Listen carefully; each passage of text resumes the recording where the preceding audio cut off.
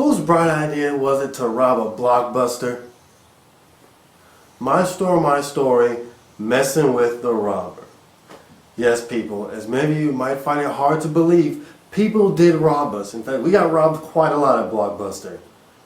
Who in their right minds comes off the freeway, sees a Blockbuster after they just got done doing another crime, and decides to rob it of whatever cash they might have on hand? Well, let me tell you, at Blockbuster we didn't have a lot of cash on hand because Blockbuster was dying.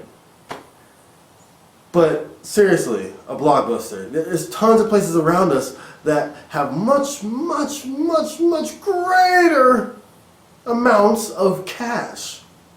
But for some reason, they decided to ruin my night, make me fill out police reports, make me behind on my work, get an earful from my store manager. It was just a big mess, all because these robbers thought it was a great idea to bother us. As many of you guys might have guessed already, it's happened more than once, and by that time, I was already used to it. Let me tell you guys exactly what happened. It was me and my coworker Debbie. We were just chilling, you know, because the store was empty, completely empty. I think there was like a football game or something on that night. So usually when that happens, we don't get that many customers. Plus, I think it was like a Wednesday night or something like that, which means it's dead. There's nobody in the store. The manager that was there before us is about to leave, and one of the other employees just came in when he wasn't supposed to. He thought he worked. So those two were both at the exit door, about to go out, and we were just talking and everything, blah, blah, before they left. And then the door opens. Now, naturally at Blockbuster, it is a requirement that every single person that comes to that door, it's a, "Hi, welcome to Blockbuster, how may I help you?" So we all looked over there to say hello, but there was just one thing wrong. He had a hoodie on, but it was hot. And he had a red bandana around his face. And we just looked at him like, huh. And all we saw was his head. He came all the way around the counter, and come to find out, he's wielding a shotgun. Yeah, he comes into a Blockbuster to rob us with a shotgun. Seriously, a shotgun for little old us. I guess the guy was really serious about needing some cash, and he wanted to make sure those Blockbuster employees didn't pose any threat to him. So he comes to the front counter. We're all just looking at him like, man, get out of here.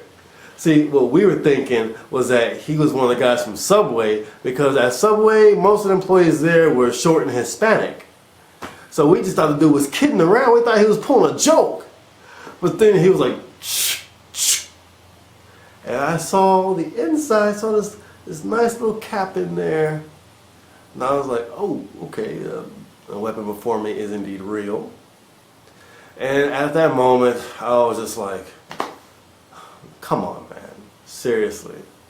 I had a counter full of movies.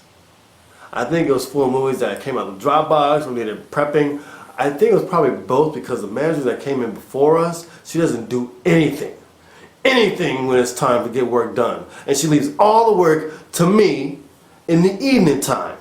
So I had to work my butt off because her lazy. I'm not going to get into that. I'm not going to get into that. I'll tell you guys what I did to her later on. But yeah, I had a counter full of movies. I was like, look, man, I got a lot of work to do. You do your thing. All I want to do is finish this up over here. He's like, no, get on the ground right now. And so we're like, okay, fine. I got on the ground. Now I was on the ground like I was in a field of daisies or something. That's what the police officer told me when he had checked the footage after the robbery took place. He was like, you look so relaxed. I was like, I was. But while the two people that are at the exit gate, he told them to get behind him. Yeah. So by that time, I knew this guy that was robbing us was a newbie. The vibe I got off this guy was that he was new to the whole robbing game. He probably didn't want to do what he was doing. And it was probably his older brother or older stepbrother or something like that forcing him into his little robbing spree or whatever. So I wasn't afraid of the guy. None of us really were. But he had a shotgun, so we didn't try too much. Like, I was talking to the guy the whole time. Like, for example, when I got on the ground, I smelled it. And it smelled like feet, because the girls that work there usually go around with their socks and with their bare feet. And so all behind the counter with their nose this close, it smelled horrible. So I asked him, hey bro, can I move? Because it smells terrible right here. And you know what he does? He ignores me. I politely asked that man with the shotgun if I could move to somewhere else so I wouldn't have to smell this. And he ignores me. This robber had no manners, no sense of courtesy. I don't know what was up with this guy. And then when she started pulling out the money from the till, guys, what's the first thing you see happening when someone's pulling out money at a store, at a bank, or whatever? What do robbers ask them to do with the money? Put it in a bag. So I'm like, Debbie. She's like, what, boy? I was like, put the money in a bag. He's robbing us. He wants the money in a bag. He put the money in a bag. And I was like, you know what? It's raining outside, so you might as well double bag the money just to ensure the money doesn't get wet. Because you know what it's like to count wet money? It is the most annoying thing on the planet because it sticks together. Later on you'll find, oh, this was actually 2 bills when I counted 1. I was like, put the money in 2 bags. And she was looking at me like, but the funniest thing was the robber's face, because all you could see was this, and he was like, no, just give me the money. I'll put it in my jacket. Just give me the money. I was trying to make sure that guy had the best experience at Blockbuster possible, even though he was robbing us. Because anyone that comes through that door is a customer, and you respect each and every customer. I have more respect for this guy than I did for a lot of the people that came here regularly, because so far he hasn't pissed me off and made an idiot of himself. I mean, sure, he was robbing us, but he didn't put a DVD in his VCR, and he didn't complain to me that I didn't tell him that DVDs don't go on your PSP, and he didn't complain to me that we don't sell VHSs anymore, and stuff like that. That's the kind of stuff that pisses me off. No, this guy I was cool with. And so he grabs the money from her, and while he was looking at me and looking confused, she only gave him the 5s and the 1s. He didn't get the 10s or the 20s.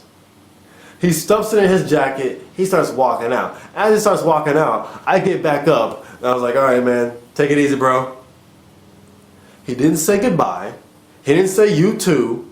He didn't say have a good day. He didn't wish us well. He didn't say sorry. He didn't do anything. He just walked out. This was the rudest robber I have ever come across. And then Deborah follows him outside. Now, granted, we weren't afraid of the guy, but I still wouldn't follow the guy to his car. She follows the man outside. I'm like, Deborah, no! And she comes back inside like, I was just looking at his license plate, but he had it covered up. I was like, well, what do we do now? Well, I guess we have to close the store. Oh no, we have to close the store. No more customers tonight. No more checking in movies. No more prepping. No more. We get to call the police, fill out police reports, and that'll be it for the night. No, that's not how it happened. Even though we got to close the store, I still had to prep movies. I still had to check in on the movies. I still had to run them all. I still had to meet with all the police. There was like 10 officers there and a detective. And when they came in, they're like, you guys sure you got robbed? This is a pretty cheery atmosphere after a robbery. And we're like, yeah, well, the guy didn't seem too bad. You know, he just seemed like he didn't really want to do what he was doing. He seemed like an okay guy. We could probably go out and have fun, you know. But behind, you know, who knows what kind of gentle creatures behind the bandana. But filling out those police reports is like writing an essay for school, and I hated it. I so hated it. They had police tape wrapped around our entire store, and we had customers outside the police tape, crossing the police tape, trying to enter the store. What is wrong with you people? When you see police tape, you don't enter the police tape. You don't try to enter the store. working. You think we're gonna, excuse me, you think we're gonna check in your movies and make sure you don't get your late fee after we just got robbed at gunpoint? Sure, we didn't care, but we're not gonna be wanting to check in your stuff. We're not gonna be worried about you. People were out there just going crazy, going ballistic, because they couldn't rent a movie, because they couldn't get to the Dropbox. We're just like, too bad, come back later. Which they did. Which caused a rush right before I closed, which made me very, very angry.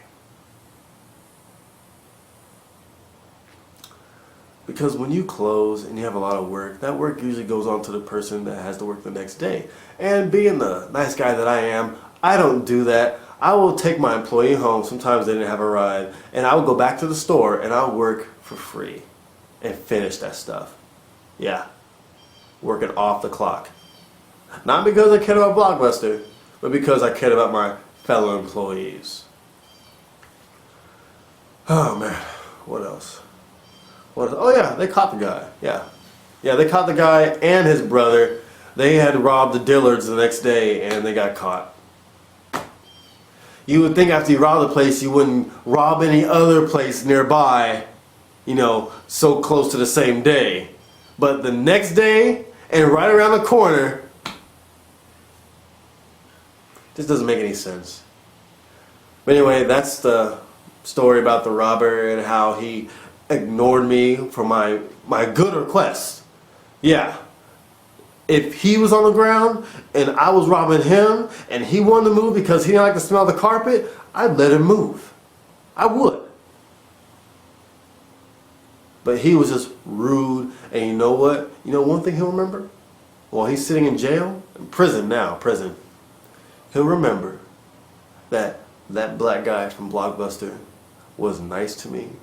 He was courteous to me, even though I had a shotgun pointed at him. He'll remember that. And you know what that causes? Customer loyalty. When he gets out of prison, he'll come to a Blockbuster and he'll rent a movie and he'll get the rewards program. He'll get the online program. Oh wait. Blockbuster's dead. And the next video you'll see is the top 10 reasons why Blockbuster died. And these were all reasons that were obvious to me and to anyone else working at Blockbuster, but for some reason it wasn't obvious to James Keyes, Mr. CEO of Blockbuster. The same guy that told all of us on video to tell people, oh, the new Smart People movie came out, make sure people know about it. It's not a huge release, but it should get a few rents if you tell them that Sarah Jessica Parker is in it. Yeah. He said Sarah Jessica Parker was a selling point for a movie. Not Ellen Page, not Dennis Quaid, but Sarah Jessica Parker. I'll see you guys later.